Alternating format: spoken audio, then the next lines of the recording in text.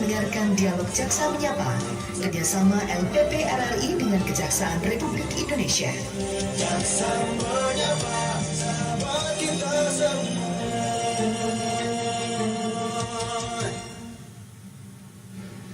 Selamat siang pendengar, senang sekali dapat menjumpai Anda kembali dalam Dialog Jaksa Menyapa.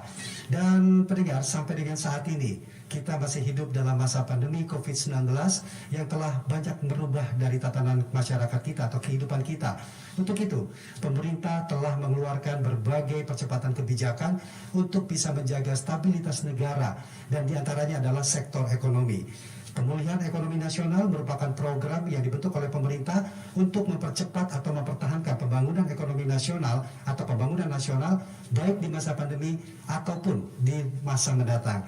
Dan untuk itu dalam tema kita di Jaksa Menyapa pada kesempatan hari ini, Kamis 2 September 2021, kami akan membahas peran pengamanan pembangunan strategis dalam pemulihan ekonomi nasional. Dan sudah bersama kami, narasumber kami di siang hari ini, Direktur D pada Jaksa Agung Muda Intelijen, Ibu Dr. Mia Amiati SHMH.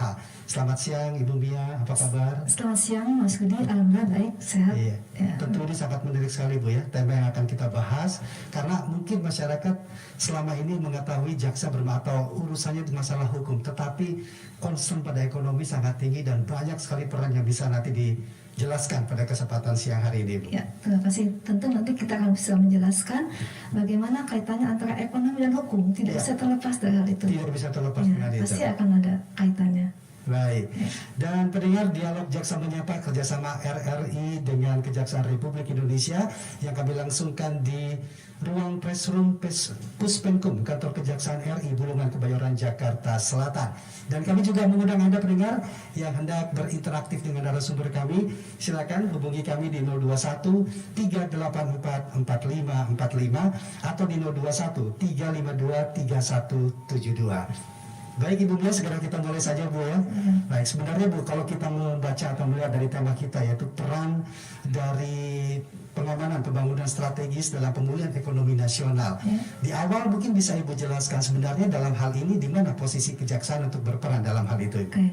Kalau kita berbicara masalah pelaksanaan kegiatan pembangunan pengamanan proyek strategis nasional, kita tidak bisa lepas dari misi presiden, di mana mungkin Mas Budi juga masih hafal ada 5 misi presiden Republik Indonesia yang saat dilaksanakannya kegiatan mulai dari tahun 2019 sampai 2024. Yang pertama adalah mempercepat dan melanjutkan program yang berkaitan dengan pembangunan infrastruktur.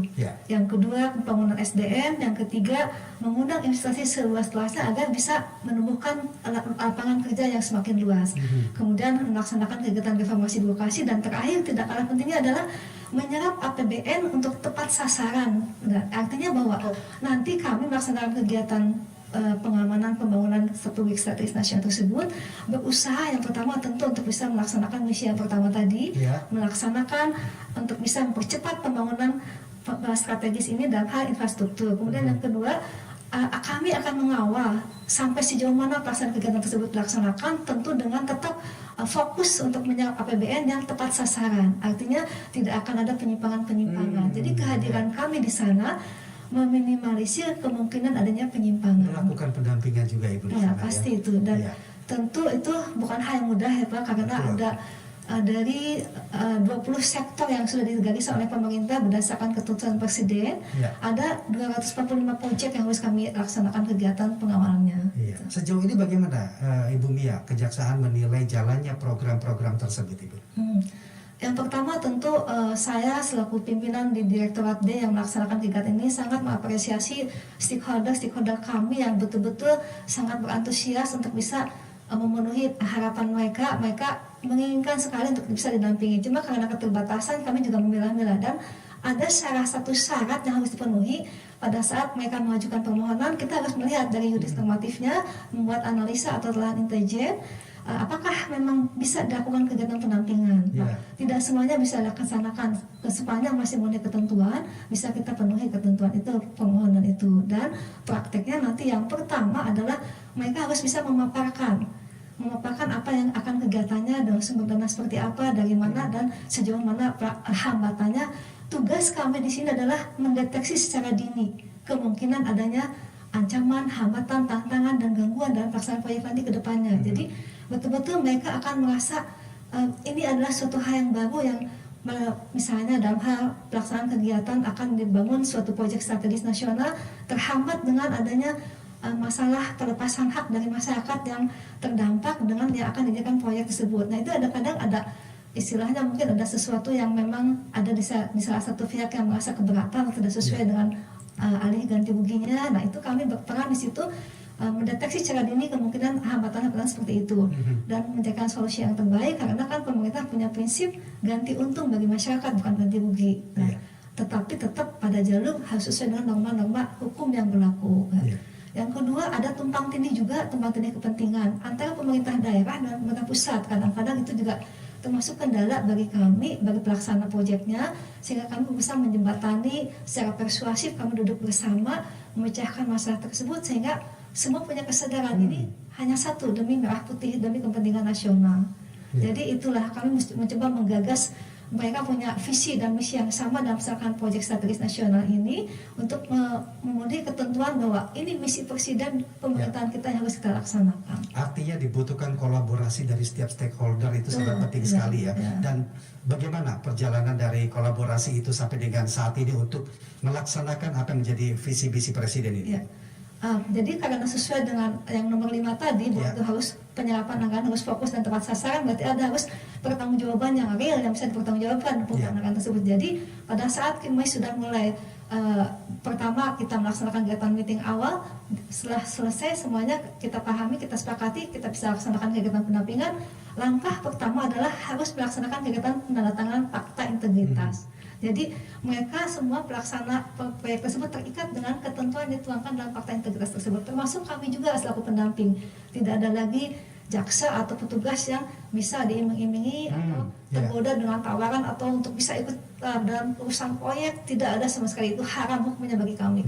Karena kami fokus untuk melaksanakan kegiatan tersebut, dan tugas kami secara yuridis normatif betul-betul harus melaksanakan kegiatan tersebut. Iya, baik. Tadi dikatakan banyak sektor yang dilakukan pendampingan. Mungkin bisa dirinci kembali, Ibu Mia, di sektor mana saja ini yang sudah dilakukan pendampingan oleh pihak kejaksaan? Ya, yang pertama berkaitan dengan padat karya tunai. Di sini kan padat karya tunai ini kaitannya dengan kemarin yang memang lagi booming ini mengenai peralihan dari bantuan pemerintah untuk fokus dari dana desa yang dikaitkan dengan BLT ya Pak. Di mana di situ bagaimana bantuan tunai langsung ini diupayakan dari dana desa yang dialihkan oleh pemerintah pada tahun 2021 khususnya ini, baru program ini dilaksanakan, dan tetap kita dampingi karena sangat rawan dalam pelaksanaannya.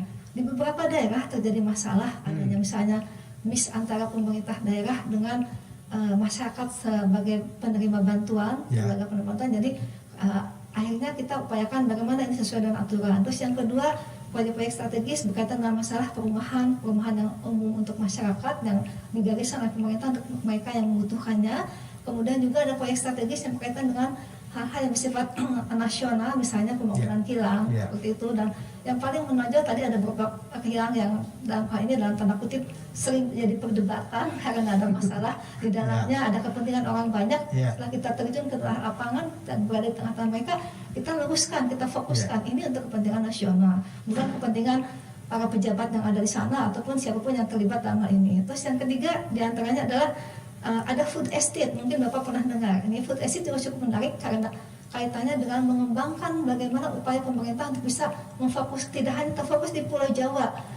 Berkaitan dengan masalah food estate ini ada di luar yang sekarang program pertama dilaksanakan di Kalimantan, di mana di situ akan dipadukan bagaimana mengembangkan masalah berkaitan dengan pertanian yang diupayakan untuk bisa dikembangkan di wilayah lain selain di Pulau Jawa.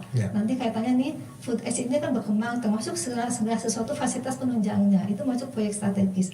Kemudian ada juga pembangunan yang berkaitan dengan masalah pembangunan jalan, dan juga ada masalah yang kaitan dengan perairan. Itu juga semua proyek strategis yang memang menjadi fokus perhatian dari pemerintah pada saat ini. Artinya kejaksaan selalu turun dalam pendampingan di setiap proyek-proyek strategis nasional. Nah, tentunya tidak bisa dipungkiri bahwa nantinya dikhawatirkan akan terjadi miskomunikasi ataupun permasalahan. Nah, bentuk pendampingan seperti apa atau tindakan seperti apa yang diambil oleh pihak kejaksaan jika terjadi hal seperti itu, Ibu?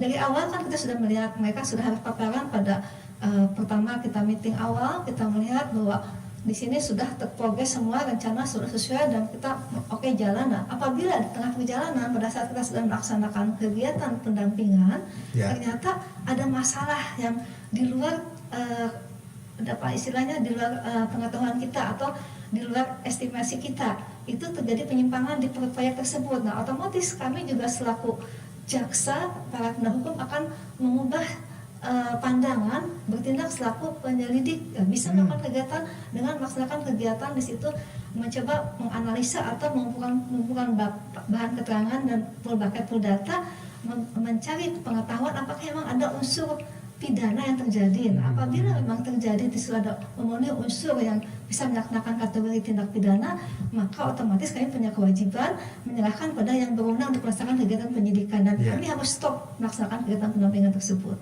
Jadi tidak menutup kemungkinan adanya hal tersebut terjadi, karena kita juga bersifat ada 3 hal yang kita laksanakan itu, Pak.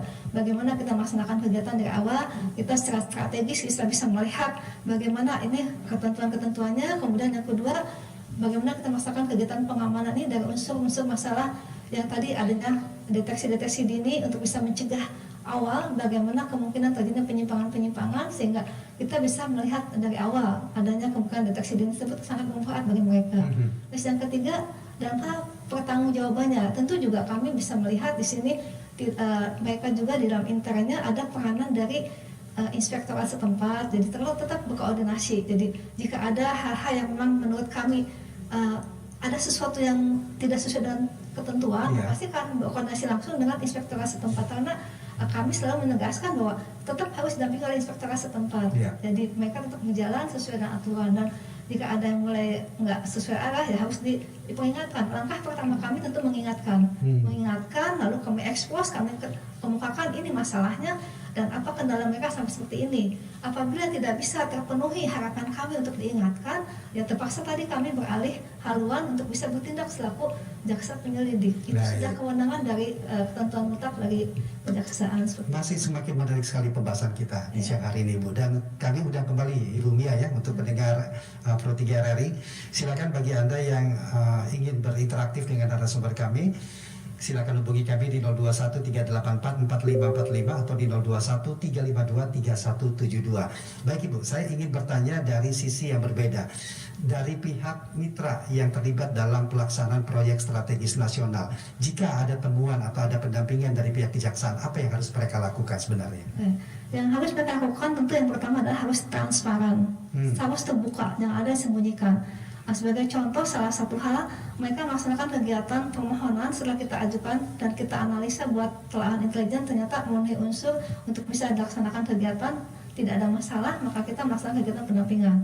Rapat awal pada pertama ternyata kita melihat ada hal yang tidak dikemukakan pada saat pengajuan. Misalnya waktu itu yang terjadi di Kalimantan Selatan, ternyata luas area ini tidak sesuai dengan jumlah yang tertera di dalam surat tanahnya. Jadi kan ada masalah karena diklaim oleh pihak lain. Nah, untuk itulah maka kami coba bukan mengkat ya, tapi menunda dulu pelaksanaan pekerjaan, tapi menguruskan dulu administrasi surat ini. Kami berangkat ke daerah setempat, bertemu dengan pihak terkait seperti BPN atau sifat-sifat orang-orang yang mengakui memiliki kesalahan tersebut. Akhirnya diupayakan damai dengan catatan yang tidak merugikan bagi stakeholder kami. Jadi artinya bahwa tidak bisa secara serampangan tetap aja dilaksanakan. Nanti kalau sudah terjadi proyek tersebut, sudah terjadi bangunannya digugat orang lain lebih parah lagi. Keterbukaan itu penting sekali Bu ya. Dan mereka harus bisa memahami posisi dari pendampingan kejaksaan yang dilakukan saat itu. Paling tidak ini adalah mengawal kepentingan nasional Bu ya. Baik, kita terima dulu pendengar yang sudah tersambung. Ada Pak Agung di Surakarta. Selamat siang Pak Agung. Selamat siang Mas Rudi, bersama Mia. Assalamualaikum warahmatullahi wabarakatuh. Selamat siang. Selamat siang Pak Rudi dan Bu Mia. Assalamualaikum warahmatullahi wabarakatuh. Halo. Pak Agung. Selamat siang Mas Rudi dan Mbak Mia. Assalamualaikum warahmatullahi wabarakatuh. Iya, saya ingin menanyakan. Waalaikumsalam warahmatullahi wabarakatuh. Silakan, ada Dr. Mia Amiati SHMH. Beliau adalah Direktur D pada Jaksa Agung Muda Intelijen. Apa yang ingin disampaikan Pak Agung? Iya, tadi kan dibilang Jaksa Agung melakukan pendampingan ya orang kejaksaan ya. Itu pendampingannya pada kasus apa saja ya? Apa kasus pidana atau perdata saja atau pada kasus lain? Itu yang pertama. Terus yang kedua, sejauh apa pendampingan kejaksaan di dalam menangani kasus-kasus itu. Terima kasih. Assalamualaikum warahmatullahi wabarakatuh. Baik, terima kasih. Waalaikumsalam warahmatullahi wabarakatuh. Kita simpan dulu, kita terima pendengar berikutnya. Ada Pak Muhammad di Sumatera Selatan. Ya, selamat siang Pak Muhammad. Ya, sayang sekali terputus Pak Muhammad, bisa kembali dicoba. Dan saya ingatkan kembali, hubungi kami di 0213844545 atau di 0213523172. Bisa langsung dijawab Ibu apa yang tadi ditanyakan oleh Pak Agung mengenai pendampingan itu sendiri. Ya. Pak, selamat siang Pak Agung, senang sekali bisa menyapa Bapak saat siang ini. Kami akan menjelaskan bahwa mungkin secara gambaran umum tidak semata-mata misalkan kegiatan pendampingan ini sesuai dengan apa yang digambarkan Bapak atau masyarakat pada umumnya. Kita melaksanakan kegiatan pendampingan mengikuti apa yang diinginkan oleh pemohon atau stakeholder. Tapi fungsi di sini, fungsi kami melaksanakan pembangunan strategis ini ada 3 fungsi.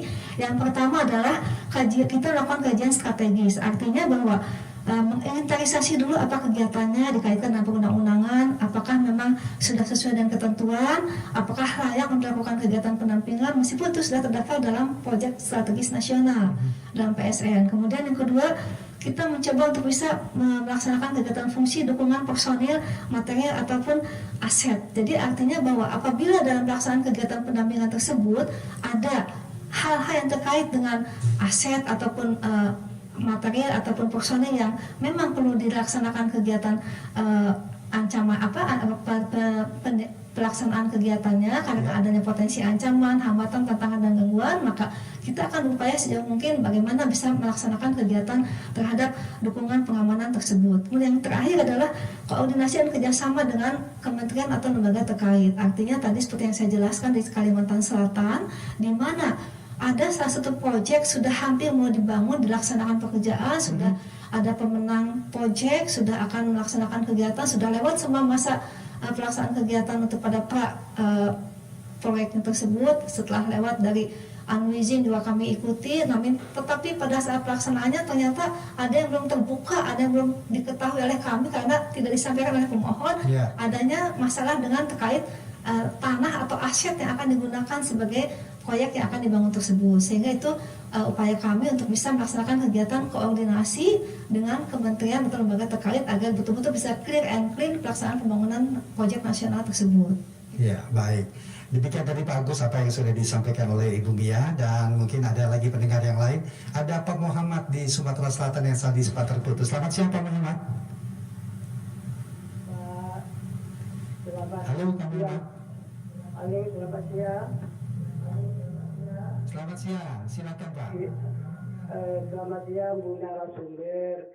Kami hanya rakyat kecil. Saya Muhammad Azhari hanya sebatas kibuknya saja atas tugas-tugas kejaksaan.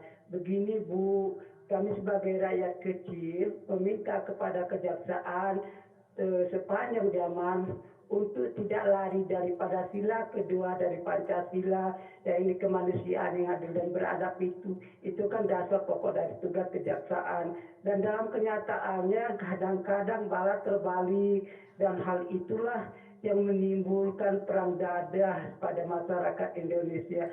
Terima kasih Bu, maaf kalau salah, ibunya saja segala tugas kehakiman itu. Terima kasih. Assalamualaikum warahmatullahi wabarakatuh. Waalaikumsalam warahmatullahi wabarakatuh. Kita tahan dulu, kita jumpai pendengar berikutnya. Ada Pak Tri di Klaten. Selamat siang Pak Tri. Selamat siang Kolega. Halo. Ya, silakan Pak Tri, kami bisa dengar suara Bapak. Ya, menyambung dengan penelpon yang dari Surakarta dari Solo tadi tentang pendampingan dan kejaksaan. Apakah ini serta-merta kejaksaan melakukan pendampingan sebelum proyek itu dilaksanakan, atau menunggu ada laporan dari masyarakat warga yang kebetulan menjadi korban atas dilaksanakannya proyek yang belum mendapatkan MOU dengan pemilik hak. Misalnya ini ada lahan, ada tanah. Ini kebetulan saya sedang mengalami ini di Klaten. Jadi Di situ saya pernah konsultasi dengan Kejaksaan Negeri 3 bahwa belum tentu itu ada unsur-unsur korupsi misalnya. Baiklah, belum tentu ada unsur korupsi, tetapi kan korupsi itu tidak melulu tentang kerugian negara dalam bentuk kehilangan sejumlah anggaran, itu bukan. Ya, jadi unsur-unsur korupsi itu kan banyak, ya kan? Ini begini. Jadi sebelum tanah ini dibebaskan, tentunya itu akan melanggar undang-undang atau peraturan tentang pembangunan suatu gedung negara atau pemerintahan. Harus ada kepastian hak, ada kepastian hukum tentang hak atas tanah itu dulu. Jadi tolong kejaksaan mohon diperiksa ini, terus terang, dipelajari ini. Nanti kalau ada ada tim khusus dari kejaksaan pusat, tolong diperiksa ini. Terima kasih. Masalah mekanisme dari pendampingan itu sendiri seperti apa? Silakan Ibu. Pertama Pak Muhammad dulu ya tadi. Ya. Selamat siang Pak Muhammad, terima kasih atas pertanyaannya. Jadi pada intinya Bapak, kami juga punya Trikrama Adiaksa, di mana itu doktrin kejaksaan yang harus jadi pedoman bagi kami selaku unsur aparat penegak hukum yang berada di lingkungan kejaksaan, dan itu tetap bahwa intinya pada hakikatnya adalah membumikan Pancasila. Artinya dalam setiap langkah kami selaku jaksa, selaku warga kejaksaan, warga Adiaksa tentu harus berpatokan pada ketentuan yang sudah tergaris dalam Pancasila tersebut, dipedomani oleh kami dan tentu tertuang dalam Trikrama Adiaksa tersebut. Jadi artinya kami betul-betul harus bisa melaksanakan tugas untuk kepentingan negara, kemudian dengan catatan bahwa di sini peranan kami bukan untuk kepentingan semata-mata dari pemohon atau stakeholder atau lembaga atau instansi terkait yang minta permohonan pada kami, tapi tujuan atau outcome-nya bagaimana bisa bermanfaat untuk masyarakat, bisa memenuhi keinginan masyarakat sesuai dengan ketentuan harapan dari pembangunan dana ini, tentu pemulihan ekonomi nasional. Jadi artinya bahwa keberadaan kami meskipun berdampingan dengan pemohon, tetapi tetap yang kami pentingkan adalah kepentingan masyarakat. Betul, kepentingan bangsa itu lebih utama Bu ya. Ya. Yang untuk yang kedua mengenai mekanisme tadi. Pak Tri ini pendampingan kejaksaan, apakah sebelum proyek atau apakah harus menunggu pengaduan dari masyarakat? Ya. Nah, kami ingin meluruskan dulu Pak Tri, kalau berkaitan dengan adanya pengaduan atau laporan dari masyarakat, tentunya ini berkaitan dengan pengaduan jika memang itu bukan masalah korupsi kepada kepolisian, di mana ada terjadinya unsur yang mulai tindak pidana umum. Nah tentu prosesnya nanti seperti biasa Bapak, kalau kami selaku unsur kejaksaan secara pasif menerima berkas perkara dari penyidik, apabila sudah memenuhi secara formal dan material terpenuhinya syarat untuk bisa disidangkan ke pengadilan, maka dinyatakan berkas perkara tersebut lengkap untuk disidangkan, dan kami bertugas selaku jaksa penuntut umum.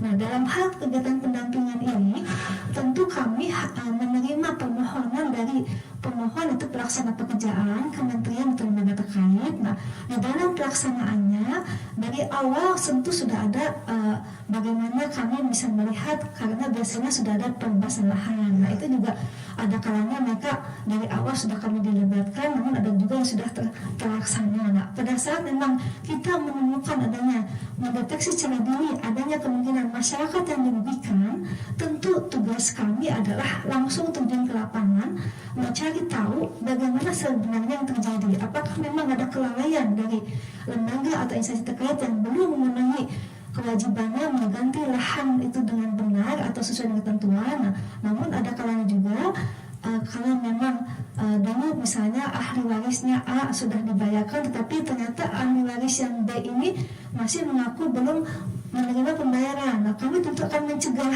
pihak lembaga atau instansi terkait untuk membayar dua kali, karena kalau itu berarti unsur terpenuhi adanya tindak pidana korupsi Pak. Jadi untuk itu Bapak juga kita sama-sama harus memperlihatkan adanya itikat baik Pak. Artinya bahwa kita sama-sama punya itikat baik, kalau memang Bapak belum terpenuhi haknya oleh lembaga terkait, maka silakan lapor pada kami, tentu akan kami tindak lanjuti dan kami akan terjun ke lapangan sampai sejauh mana hal tersebut belum bisa memenuhi harapan atau keadilan bagi masyarakat. Tentu ini juga kami kaitkan bahwa tidak bisa kami lepas dari Pancasila Pancasila yang begitu menjadi fundamental bagi kami, dan itu kita prinsip kami tetap membumikan Pancasila dalam setiap kegiatan kita kami. selalu itu, Bu. Baik, kembali kita sapa pendengar berikutnya yang ingin berinteraktif. Tapi sebelum itu kami ingatkan, silakan hubungi kami di 021 384 4545 atau 021 352 3172. Kita menuju Tangerang, ada Bapak Adi. Selamat siang Pak Adi. Ya, terima kasih ya. Jadi saya melihat kejaksaan ini ya kreatif ya, cukup kreatif, bahkan terlalu kreatif ya, karena kadang inilah situasi yang kenyataan di negara kita, bahwa begitu banyaknya komponen pengawasan internal di setiap unsur pemerintahan, tapi nggak jalan gitu. Jadi ternyata korupsi terjadi terus, permainan terjadi terus, akhirnya kejaksaan masuk. Saya lihat itu sekitar 6 tahun terakhir ini ya, akhirnya kita kegunaan aparat-aparat macam BPKP, SPI, BPK, pengawas inspektorat hampir nggak bekerja dengan baik akhirnya gitu loh. Karena begitu masuk kejaksaan sekarang semua ya orang takut dengan kejaksaan pasti. Nanti urusannya panjang ini kalau begitu. Jadi mereka nggak berani korupsi kan gitu intinya. Tapi kita butuh berapa banyak jaksa untuk urus ini gitu. Sementara pekerjaan kejaksaan sendiri yang seharusnya tupoksi utamanya terkait dengan penuntutan, terkait dengan hal pidana dan memberikan edukasi yang terkait dengan hukum, itu jadi akhirnya bisa terabaikan gitu. Dan kita pasti butuh banyak jaksa kan gitu loh. Lucunya gitu. Saya lihat kita punya ada inspektorat tapi nggak jalan, kita punya ada pengawas internal nggak jalan, kita punya BPK, BPKP nggak jalan. Akhirnya pemerintah pusat main potong kompas, panggil kejaksaan. Nanti lama-lama polisi ikut juga masuk gitu loh. Ini sebenarnya bagus gitu, tapi kok kayaknya melebihi daripada apa yang harusnya dikerjakan di bidang sosial. Ini juga seperti yang kita alami di vaksinasi sekarang ini gitu. Vaksinasi juga sekarang gitu. Kejaksaan ngurusin vaksinasi, TNI ngurusin vaksinasi, ini sudah gitu. Jadi kita melewati di pekerjaan kita ya, coba ini mungkin sebenarnya autokritik ya untuk kejaksaan gitu, bahwa ini berapa banyak kita bujak. Saya lihat mereka masuk di SKPD gitu, beberapa kali saya lihat itu bagus sih sebenarnya, tapi terus saluran pengawas internal di SKPD nggak jalan. Ya. Baik, terima kasih Pak Adi di Tangerang. Silakan Ibu Mia mungkin bisa langsung menjawab. Itu poin intinya adalah atau menanyakan masalah kewenangan Ibu ya. Ya, silakan. Terima kasih Pak Adi. Memang tadi Bapak beranggapan bahwa kejaksaan terlalu reaktif ya Pak dalam hal pelaksanaan kewenangannya. Sebenarnya kita bisa melihat di sini Bapak bahwa tugas kami di sini tentu dalam hal judulnya ini kan pengamanan proyek strategis nasional. Jadi artinya bahwa ini berbeda dengan kegiatan-kegiatan menjadi rutinitas dari tugas pokok fungsi kejaksaan yang berkaitan dengan penanganan perkara, baik perkara pidum maupun perkara pitsus. Artinya bahwa kami selaku aparat kejaksaan mempunyai kewajiban untuk bisa melaksanakan kegiatan mempercepat proses pembangunan dengan cara seperti apa? Melaksanakan kegiatan pendampingan tadi Pak.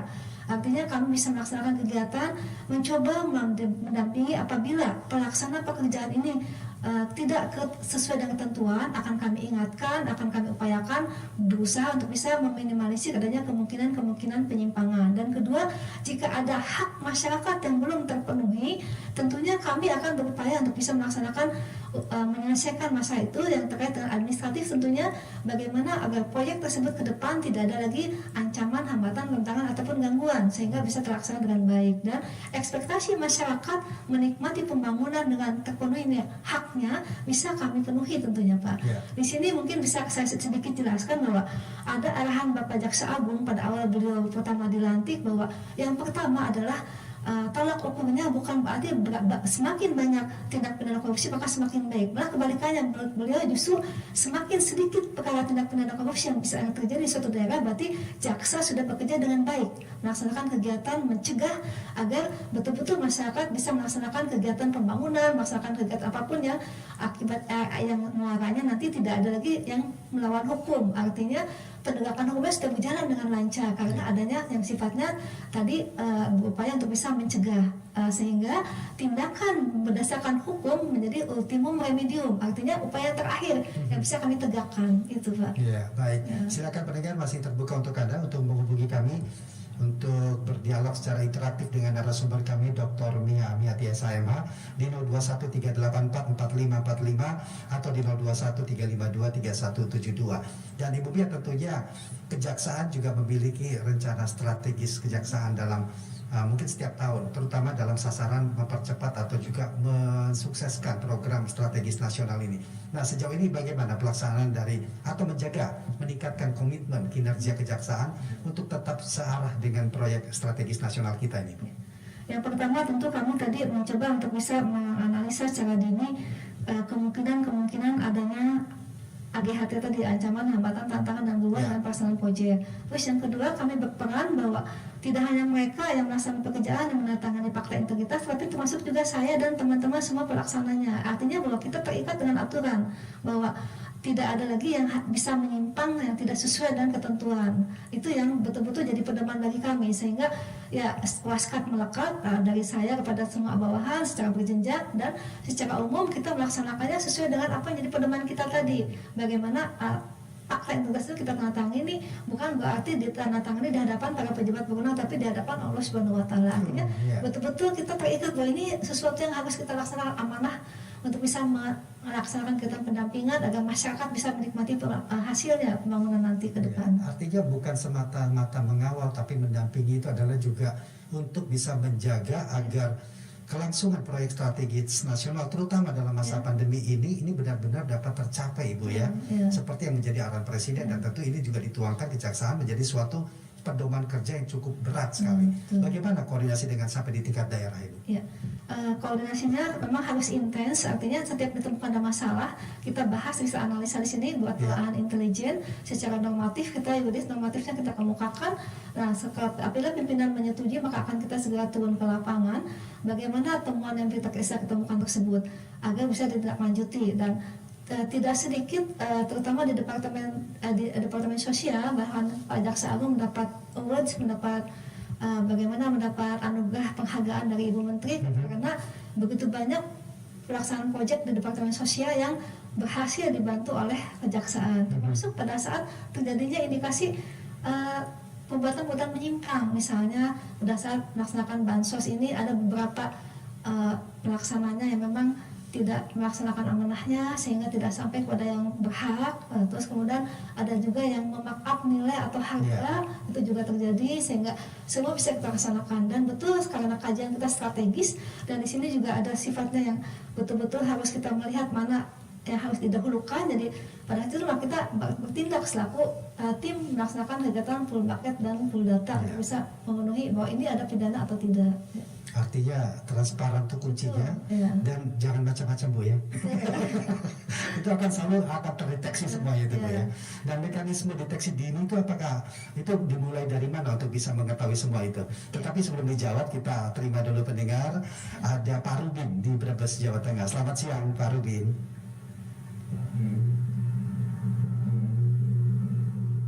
Ya, ini kepada Halo Pak Rubin. Ibu narasumber. Halo. Ya, Ibu narasumber. Ya, tadi menanyakan masalah pada awal tadi awal pembahasan. Ibu narasumber menyampaikan 5 poin. Jaksa pendamping kepada pembangunan ekonomi dan sebagainya. Lah, dengan bahasa rakyatnya dari 5 poin tadi intinya bagaimana? Apakah si pelaksana itu ditakut-takuti oleh jaksa atau bagaimana? Atau karena pemerintah tidak kuasa dalam menyampaikan sesuatu sehingga perlu memanggil jaksa, polisi atau tentara? Karena seperti yang dikatakan pembicara tadi terdahulu, apakah ini dari pemerintah lemah atau memang memperkuat? Untuk itu begini Ibu, 5 poin tadi dengan bahasa rakyatnya, dengan bahasa rakyat, bahasa sederhananya, yang 5 poin itu apa? Yang mendampingi, tegas sebagai pendamping di dalam masa pembangunan ekonomi. Matur nuwun, terima kasih, selamat siang, semoga lancar. Terima kasih. Iya, terima kasih Pak Rubin di Brebes, Jawa Tengah. Silakan Bu Rubin. Pak Robi, selamat siang. Pak Rubin ya. Pak Robi ya? Pak Rubin. Pak Robin di Brebes, Pak Robin. Kami paham maksud Bapak, Pak. Ini berkaitan dengan kekecewaan Bapak terhadap masih adanya perkara dalam hal pemerasan. Nah, dikaitkan dengan pendampingan jaksa. Artinya bahwa di sini ada dua hal yang berbeda, Bapak. Pemerasan ini kan berkaitan dengan tindak pidana. Kalau pemerasan berkaitan dengan masalah pidana umum, tentu pelaporannya kepada penyidik Polri dan kejaksaan akan menerima berkas perkara. Apabila dianggap sudah memenuhi secara formil dan material terpenuhinya unsur untuk adanya tindak pidana pemerasan, maka akan segera dinyatakan berkas perkara lengkap dan berkas perkara dilimpahkan ke pengadilan untuk disidangkan. Dan peranan jaksa selaku jaksa penuntut umum dalam hal tindak pidana korupsi, tindak pidana pemerasan ini juga ada, artinya jaksa punya kewenangan melaksanakan kegiatan penyidikan. Nah, itu tentu aturan hukumnya sesuai dengan ketentuan undang-undang tindak pemberantasan tindak pidana korupsi. Nah, berbeda dengan kegiatan pendampingan ini, Bapak Pak Rubin.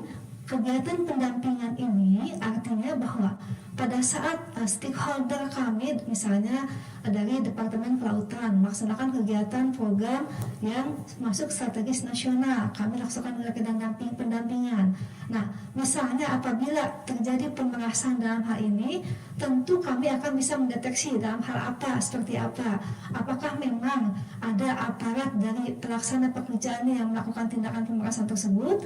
Tentu itu akan kami tindak sesuai dengan ketentuan, masuk ke ranah tindak pidana korupsi karena menggunakan anggaran dari pemerintah atau anggaran negara sehingga bisa menemukan kerugian keuangan negara.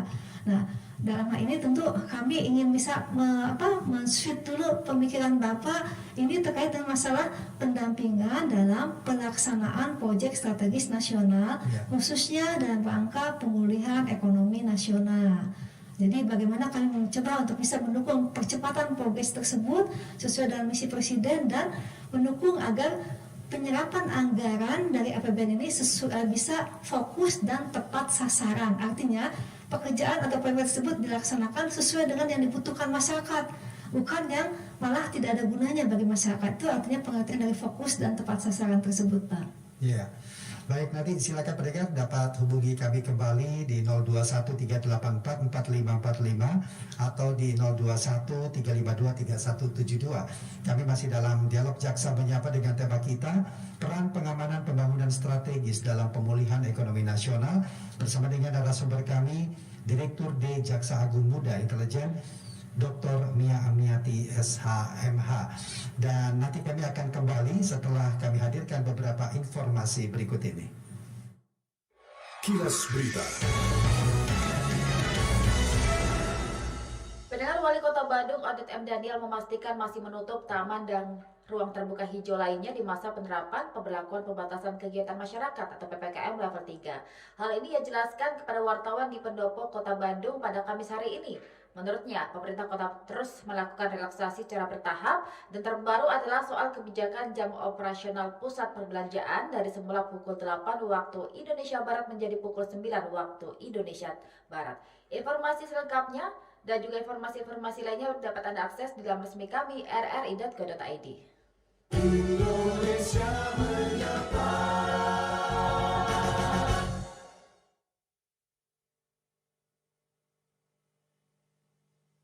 Dengan tema peran pengamanan pembangunan strategis dalam pemulihan ekonomi nasional bersama dengan Direktur D pada Jaksa Agung Muda Intelijen Dr. Mia Amiati SHMH, dan masih ada kesempatan untuk Anda untuk bisa berinteraktif dengan narasumber kami di 0213844545 serta 0213523172. Namun sebelum itu saya ingin menyampaikan juga pertanyaan kepada Ibu Mia.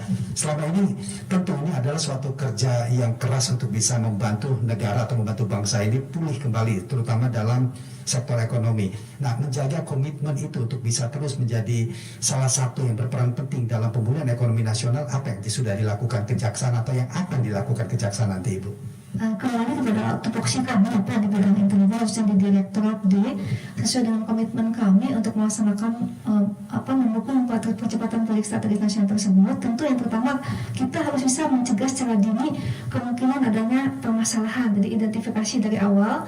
Kemudian kita melaksanakan kegiatan koordinasi, dan yang ketiga adalah yang tidak kalah penting adalah transparansi. Artinya kami menuntut para pemohon untuk para stakeholder pelaksana pekerjaan atau proyek tersebut bisa melaksanakan kegiatan atau informasi secara transparan kepada kami, sehingga dalam pelaksanaannya akan memudahkan ada sinergi semua stakeholder, dan harapannya tentu sesuai dengan harapan dari pimpinan bahwa komitmen kejaksaan mendukung pemulihan ekonomi nasional bisa terwujud nyata. Artinya semua yang jadi hambatan itu bisa kita uraikan. Kita bukan, kalau kita sikat kan terlalu angkuh, terlalu tinggi rasa kata, kita uraikan, kita analisa sedemikian rupa sehingga hambatan itu bisa kita atasi, dan semua tantangan juga kita hadapi, dan adanya peluang juga bisa kita manfaatkan. Sehingga ada kalanya memang dalam pelaksanaan pekerjaan proyek strategis tersebut, kalau kekurangan komunikasi yang intens itu bisa melemahkan malah. Jadi fungsi kami tidak utuh. Jadi kami juga berharap pada mungkin ada teman-teman para stakeholder yang mendengarkan siaran pada saat ini, mari keterbukaan dan transparansi itu yang utama yang harus kita jaga. Harus kita punya komitmen yang kuat untuk bisa melaksanakan kegiatan pembangunan dengan fokus dan tepat sasaran. Apakah memang transparansi itu masih menjadi salah satu kendala terbesar dalam hal pendampingan ini, Ibu? Ada kalanya ada stakeholder yang masih ragu karena kami pernah bertanya kenapa pada suatu saat kan katanya ini kan jadi dosa turunan, artinya bahwa mereka melaksanakan pekerjaan ini sudah siap pelaksanaan pekerjaan, sementara pengadaan lahannya tim yang terdahulu malah yang sudah purna bakti segala, jadi mereka takut kan nanti dipermasalahkan istilahnya ketularan dosa dari yang terdahulu. Bukan begitu, maksud kami kan kita selesaikan masalahnya apa. Kalau memang bukan kesalahan secara ada kesalahan dari pelaksanaan pekerjaannya, tapi karena masalah maladministrasi terkait dengan instansi lain yang menerbitkan alas hak terhadap kawasan tersebut, tentu bukan kesalahan dari pelaksana. Ada juga instansi terkait yang memang harus kita upayakan untuk bisa duduk bersama-sama. Jadi sinergitas itu sangat perlu. Ya. Kita kembali ke pendengar Ibu Mia ya. Ada Pak Yusuf di Gorontalo. Selamat siang Pak Yusuf. Assalamualaikum warahmatullahi wabarakatuh. Ibu, ketika Kejaksaan Agung berhasil menyidik perkara asuransi Jiwasraya dan Asabri, Presiden Jokowi pernah mengatakan bahwa kejaksaan itu adalah merupakan role model dalam penanganan perkara. Pertanyaan saya, kenapa kejaksaan yang disebut role model, kenapa lagi memakai KPK untuk memberantas perkara korupsi, sedangkan KPK itu hanya tertangkap tangan. Mohon penjelasan. Assalamualaikum warahmatullahi wabarakatuh. Waalaikumsalam warahmatullahi wabarakatuh. Silakan Ibu Mia. Ya, kenapa penanganan perkara sampai role modelnya lah Bu, seperti itu. Role model kejaksaan dalam menghadapi atau dalam menangani suatu perkara, kan ada KPK di sana. Ini bagaimana sebenarnya? Terima kasih Pak Yusuf di Gorontalo atas atensinya pada kami. Tentunya ini kan ada kewenangan dari tugas pokok fungsi dari masing-masing lembaga, Bapak. Memang pada prinsipnya kami melaksanakan kegiatan ini juga sama berdasarkan ketentuan undang-undang. Jadi semua tugas pokok dan fungsi kami dalam melaksanakan kegiatan penanganan perkara atas dasar undang-undang. Nah, kemudian tetangga kami juga KPK punya kewenangan yang sama. Nah, ini bagaimana kebijakan pemerintah ke depan, tentu kami berharap sama-sama bisa melaksanakan kegiatan sesuai dengan amanah yang diemban bagi kami. Kami tidak ada masalah dengan kewenangan dari masing-masing aparat penegak hukum yang lain, dan kami hanya berharap bahwa tugas kami bisa dilaksanakan sepenuhnya dengan hasil dan maksimal. Bagaimana pimpinan kami, Bapak Jaksa Agung, sudah memberikan gebrakan luar biasa pada saat penanganan perkara dari awal beliau menjadi Jaksa Agung dengan mengangkat perkara Jiwasraya, kemudian ditindaklanjuti dengan Asabri. Nah, ini jadi sesuatu yang membuat kami untuk bisa bangun, untuk bisa tetap bisa melihat, mengikuti speed beliau yang begitu cepat untuk bisa bekerja dengan baik, dengan maksimal, dan hasil yang optimal. Ya, itu adalah satu bukti nyata untuk peningkatan sistem hukum, bebas dari hal-hal seperti itu Bu ya. Kita ke pendengar kembali, ada Pak Ari di Klaten. Selamat siang Pak Ari.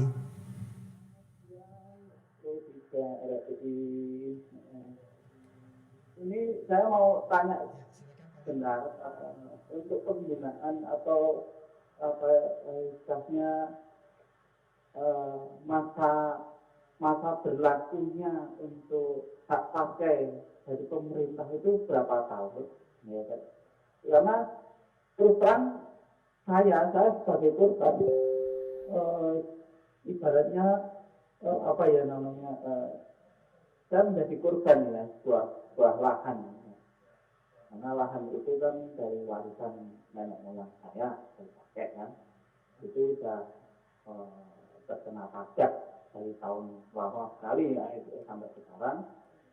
Nah, pada tahun 98 kemarin, 2008 kemarin, saya mendapatkan katanya dari Pemda ada temuan dari BPKN-nya itu bahwa kami menempati aset Pemda. Padahal kami sudah menunaikan wajib pajaknya. Nah, kami mohon penjelasannya. Sampai sekarang pun untuk Pemda tidak ada penjelasannya, gitu. Tidak ada tindak lanjutnya. Tetapi proyek pembangunan yang di lahan itu masih berjalan terus tanpa pengetahuan kita. Gitu. Itu aja. Saya minta kecepatan dan saya mohon untuk pemeriksaannya, gitu. Biar jelas, gitu. Ya, baik. Terima kasih Pak Hari. Masa kadaluarsa kasus, tapi masih terjadi ada aktivitas di sana. Ini bagaimana ini menyikapinya, Ibu? Ya. Kalau saya tangkap tadi Pak Ali di Klaten ini kan beliau pertama menyatakan masa daluarsa kasus. Kalau untuk kasus Pak, sesuai dengan ketentuan undang-undang dari KUHP 12 tahun daluarsanya itu.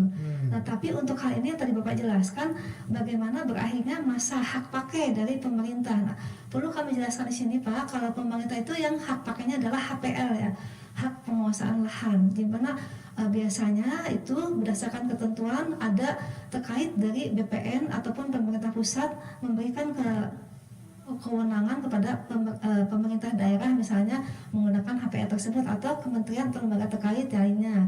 Kemudian yang kedua hak guna bangunan, hak guna usaha. Nah ini bagaimana kemungkinan bisa mengakibatkan hak Bapak belum bisa dipenuhi karena diperpanjang terus tadi Bapak bilang seperti itu. Jadi memang pada prinsipnya ada 30 tahun bisa diperpanjang 2 kali Pak masa penggunaan hak pakai itu, baik hak guna bangunan, hak guna usaha ataupun HPL dari pemerintah yang ada di wilayah Bapak tersebut. Nah sekarang yang kami ingin mungkin Bapak bisa nanti berusaha untuk bisa berkomunikasi dengan Kejaksaan Negeri setempat di tempat Bapak tadi di Klaten, Bapak bisa mengajukan permohonan datang ke Kejaksaan Negeri dimanapun Bapak berada di seluruh Indonesia, gratis, tidak dipungut biaya, untuk bisa mengeluhkan, untuk bisa menyatakan apa keluhan Bapak yang terkait dengan hak Bapak yang belum terpenuhi. Dan bahkan di beberapa tempat hampir di seluruh kejaksaan di Indonesia ini sudah menggunakan aplikasi Pak, jadi tidak perlu datang ke kantornya, tapi dengan menyentuh one touch screen dalam handphone Bapak bisa terbuka apa yang akan Bapak ingin kemukakan, ingin Bapak adukan, pasti akan ada itu Pak. Mungkin nanti Bapak bisa dibantu oleh teman-teman yang lain bagaimana kita bisa untuk bisa melaksanakan kegiatan tersebut agar Bapak terpenuhi haknya, agar pembebasan lahan itu betul-betul sudah dibebaskan dengan hak ganti rugi yang tepat sesuai dengan ketentuan perundang-undangan. Tapi kalau melanjutkan apa yang tadi ditanyakan oleh Pak Ari, apakah itu bisa beralih ke kasus pembebasan lahan nanti ya? Kalau memang ada unsur pidana, bisa juga misalnya ada tertulis di situ ternyata ada penggelapan, jadi menurut 372 KUHP bisa dilakukan masuk ke dalam kategori tindak pidana umum, ada penggelapan karena misalnya saya memberikan kuasa kepada Pak Rudi untuk mengelola lahan saya, tapi dengan catatan perjanjiannya 30 tahun misalnya, dengan pembagian hasil ternyata Bapak wan prestasi tidak memenuhi kewajiban Bapak, malah tanah saya disewakan pada orang lain, itu penggelapan. Bapak bisa diadukan pada penyidik kepolisian. Iya, dan tidak terasa Ibu, kita sudah di akhir dialog Jaksa Menyapa. Nanti sebagai penutup sebelumnya, mungkin sekali lagi Ibu bisa sampaikan apa yang menjadi komitmen besar dalam di Kejaksaan Republik Indonesia, khususnya untuk membantu atau berperan memulihkan ekonomi nasional, terutama dalam apa yang sudah dicanangkan saat ini, Ibu. Ya. Kembali kami menyampaikan pada seluruh pendengar RRI bahwa proyek strategis nasional ini adalah proyek yang disiapkan oleh pemerintah pusat, di mana seluruh unsur terkait harus bisa mempunyai kewajiban moral untuk bisa mendukungnya. Artinya bahwa kepentingannya ini untuk kepentingan masyarakat atau kepentingan nasional. Dan kami juga yakin bahwa pemerintah menegaskan tersebut sebagai suatu proyek strategis nasional, pasti akan ada outcome-nya yang bisa dirasakan jadi manfaat untuk masyarakat. Terus yang kedua, beri kepercayaan kepada pelaksana pekerjaan tersebut agar betul-betul bisa dilaksanakan dengan baik, karena di beberapa tempat, contoh Mandalika, Pak, saya sampai turun ke lapangan karena ada keluhan dari pelaksana pekerjaan bahwa masyarakat setempat tidak dilibatkan, tetapi ternyata begitu kami cek ke daerah, pengadaan dari apa material yang digunakan itu yang diajukan oleh masyarakat untuk digunakan jauh dari kualitasnya. Jadi bukan kami tebang pilih atau tidak memenuhi harapan masyarakat, tapi itu memang jauh-jauh kami datangkan bukan dari daerah setempat karena kualitasnya sangat berbeda, dan itu sangat berpengaruh pada proyek akhir pelaksanaan pekerjaannya nanti. Jadi betul-betul harus sesuai dengan komitmen dan sesuai dengan ketentuan itu. Komitmennya harus sesuai dengan ketentuan. Siapapun yang berada di situ. Gitu. Iya, kalau posisi kami sebagai masyarakat, apa yang harus bisa kita lakukan, Ibu, dalam hal ini? Yang pertama tentu mendukung, dan yang kedua kemukakan pada siapapun yang terdekat dalam pelaksanaan proyek tersebut jika ada hal yang belum terpenuhi hak dari masyarakat setempat tersebut. Misalnya ada hak masyarakat dalam hal penggantian kerugian yang belum terpenuhi, tetapi di sini pernah kami alami juga adanya pengalihan isu, ada kepentingan pihak lain yang memang merongrong terhadap stabilitas negara. Itu sangat bahaya sekali, dan kami selaku aparat intelijen punya naluri insting atau deteksi dini kami bahwa ini keluar dari AGHT, betul-betul ancaman atau hambatan yang harus kita luruskan, karena tidak bisa keluar dari keinginan membumikan Pancasila tadi. Baik, terakhir di ujung atau penutup dialog kita di siang hari ini, silakan Ibu Mia. Mungkin saya menyampaikan satu pantun, Pak. Silakan. Luasnya lautan tidak bertepi, dalamnya samudra tiada berseri. Meski pandemi melanda negeri, gerak pembangunan janganlah terhenti. Amin. Terima kasih. Mungkin aplaus dari teman-teman juga bisa di sini ya. Baik, Ibu Mia Abiati, terima kasih banyak sudah bersedia hadir dalam atau berbincang bersama kami dalam Jaksa Menyapa. Dan pendengar, terima kasih juga atas partisipasi Anda dalam dialog Jaksa Menyapa. Dan mohon maaf jika tidak semua telepon Anda bisa kami akomodir. Dan kami akan berjumpa kembali di lain waktu dengan tema yang berbeda tentunya dalam dialog Jaksa Menyapa. Dan saya Rudi Zain undur diri dari dialog Jaksa Menyapa. Selamat siang dan sampai jumpa. Jaksa Menyapa, berjalan bersama.